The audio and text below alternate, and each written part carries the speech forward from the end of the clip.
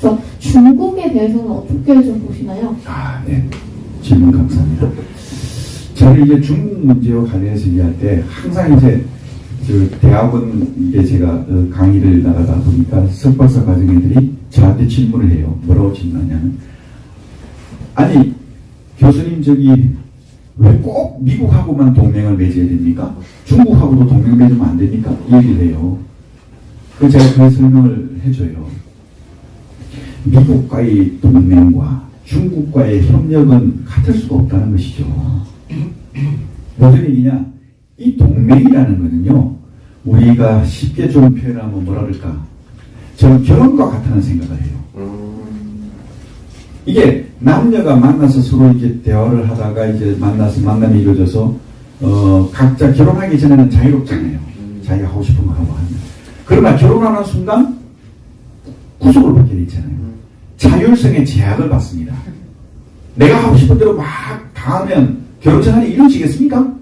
안 되잖아요.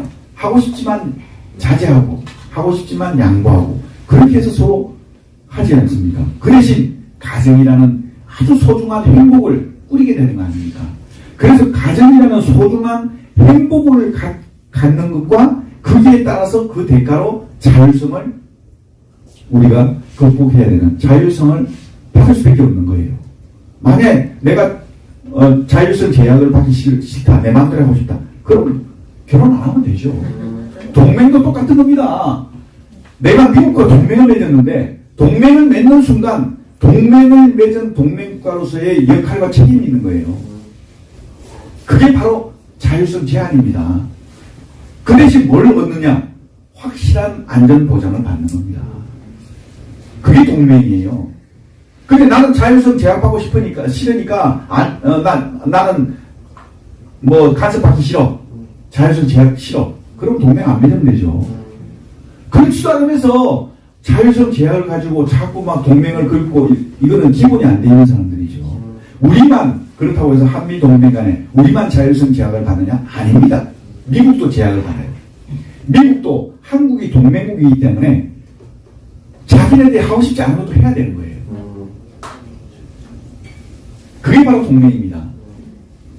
그래서 서로 이런 어떤 자율성 제약에 대한 대학 문제를 감수하면서 이런 어떤 안전을 보장받기 위해서 동맹이라는 걸 맺는 거거든요. 근데 이 동맹이라는 걸 아무나 맺을 수 있는 것이냐? 그렇지 않습니다. 동맹을 맺는 것도 다 그 원칙이 있는 거예요. 기준이 있는 거예요.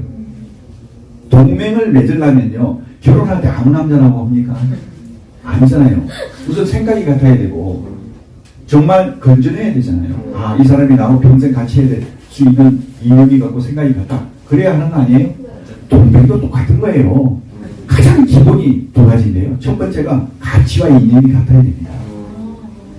이 가치와 이념이 다르면요, 동맹을 맺는 순간 상대적으로 강대국에게 약소국이 종속이 돼버려요. 지금 중국과 우리하고 지금 가치와 이념이 같습니까? 아니잖아요. 중국은 공산 독재체제 사회주의 국가입니다. 우리는 자유민주주의 국가잖아요. 시장경제입니다. 저쪽은 시장경제를 흉내낸 국가경제예요. 독재경제입니다. 다르지 않습니까? 이런 가치와 이념이 다른 나라가요, 동맹을 맺을 수도 없지만 맺는다 하더라도 오래 못 갑니다. 그래서 이게 가치와 이념이 같아야 되는 거예요. 두 번째 동맹을 맺는 중요한 조건은 뭐냐면 서로 이해관계가 적어야 됩니다. 왜? 이해관계가 많으면 많을수록요, 동맹을 맺어도 티닥티닥 싸우면 그게 문제가 되는 거예요. 결혼했는데 둘이서 계속 이해관계가 많이 얽혀 있으면요, 니 끈이 내 끈이 하고 하면 오래 가겠습니까? 못 가잖아요. 이해관계가 많으냐 적으냐를 따지는 건요, 가까이 있는 나라일수록 이해관계가 많을 수밖에 없어요. 원교 근공의 원리가. 그렇죠. 그게 바로 좋은 말씀하실 때 원교 근공이 어떤 이 한마디로 표현이 되는 것이죠. 멀리 있는 사람은 가까이 우리가 외교를 하고, 가까이 있는 사람은 경계를 하고 대비를 해라는 거예요. 그게 바로 가까이 있을수록, 거리가 가까이 있을수록 그럴 수밖에 없습니다. 지금 보십시오. 중국하고는 이어도 문제도 있죠. 동북공정도 서해 공정 문제 있죠. 얼마나 많습니까? 역사 문제도 아직 안 풀렸지 않습니까? 과거에도 우리 대한민국이 과거 5천년 동안 외침을 당한 게 937회라는 거 아시잖아요. 937회 중에서 중국으로부터 외침받은 게 몇 퍼센트입니까? 98%입니다. 그래서 고려시대 조선시대는 그냥 왕권 유지를 하기 위해서 그냥 공물 갖다 바치고 공력 갖다 바치고 해가지고 그냥 유지했지 않습니까? 지금 이런 나라가 아니잖아요, 우리는.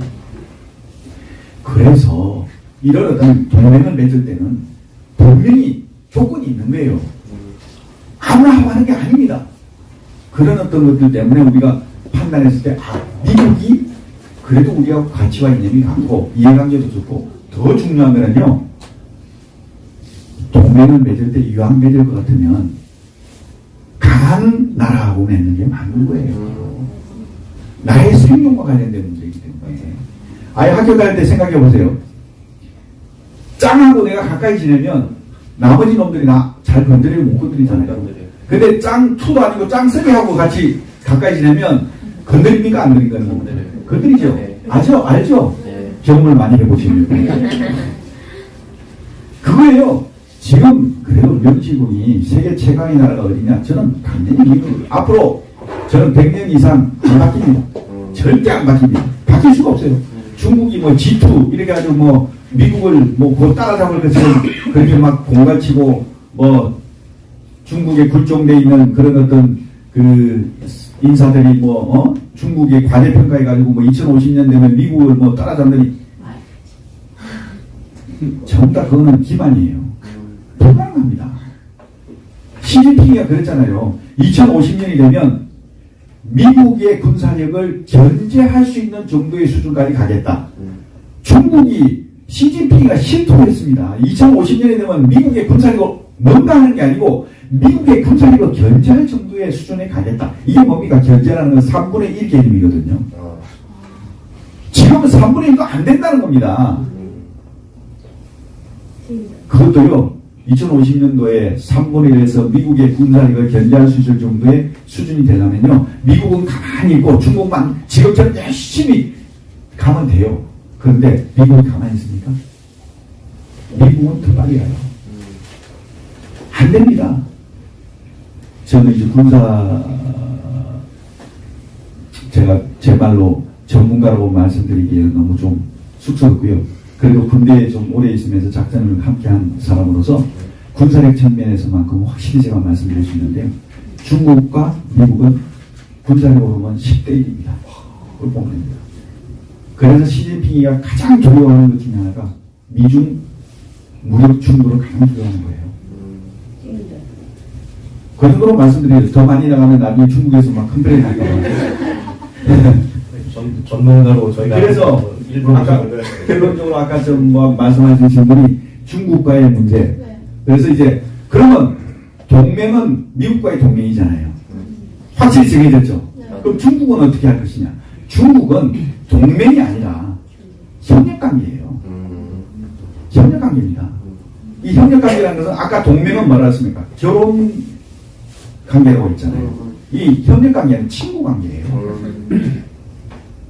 뭐 가까이 있는 친구도 있고 먼 친구도 있지만 어쨌든 그냥 뭐 있으면 좋고 없어도 뭐 아쉬고 뭐 이 정도예요. 그리고 이 친구관계라는 것은요, 어느 정도 선이 있잖아요. 그래서 이제 협력관계에 있는 중국과 동맹관계에 있는 미국을 같은 라인에서 생각하는 것은 큰 오류가 잘못된 것이다. 그래서 그렇다고 해서 중국을 우리가 일부러 각을 세울 필요가 있습니까? 없습니다. 각 세울 필요가 없어요. 우리가 심리적인 외교를 통해서 우리 국민을 위해 사는 거예요.